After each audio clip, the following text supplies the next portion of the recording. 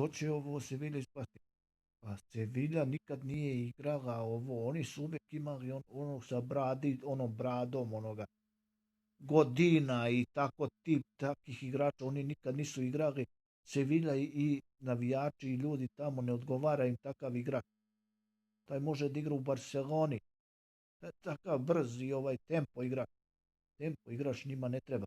Ili u Nemačkoj može u Bundesligi da igra.